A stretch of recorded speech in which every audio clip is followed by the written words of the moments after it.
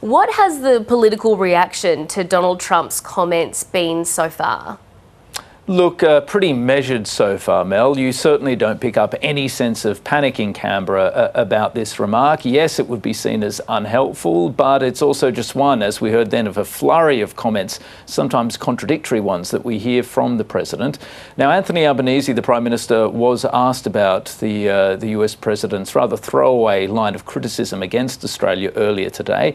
There was perhaps just a hint of frustration in his response. Mr Albanese pointed out that Australia hadn't been consulted at all before the US made the decision to plunge into this war, and reiterated that despite what the President has said about being slightly disappointed in Australia, there has as yet been no formal response for Australia to play a role in the Strait of Hormuz. Let's take a listen to what the PM had to say.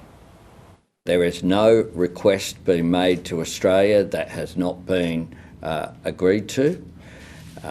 President Trump is up to him to explain his comments, but of course I make the point as well that Australia wasn't consulted before this action was undertaken. So what's the broader response been like in Canberra?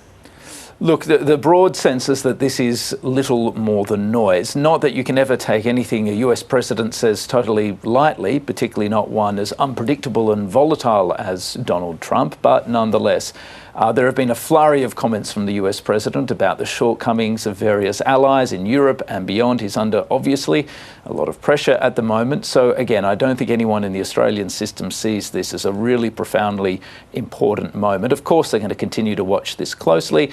And of course, they're going to have a very important and very consequential internal debate about what exactly Australia might do in the face of a direct request for specific assistance. But at this stage, we're not there. Now, the former Prime Minister, Malcolm Turnbull, incidentally, also weighed in on this question. He suggested that the Prime Minister do basically what is done, namely to wave off the comment from the President. Let's take a listen to what Mr Turnbull had to say. We've already provided some resources to the Emirates to help them defend themselves, but really if we were to send naval vessels to the Straits of Hormuz, as Mr Trump has suggested, all we'd be doing is playing into the Iranians' hands. I mean, their tactic is horizontal escalation. Get more people, more assets, more infrastructure engaged in the war to raise the cost to Donald Trump, okay? And because it affects him domestically and politically.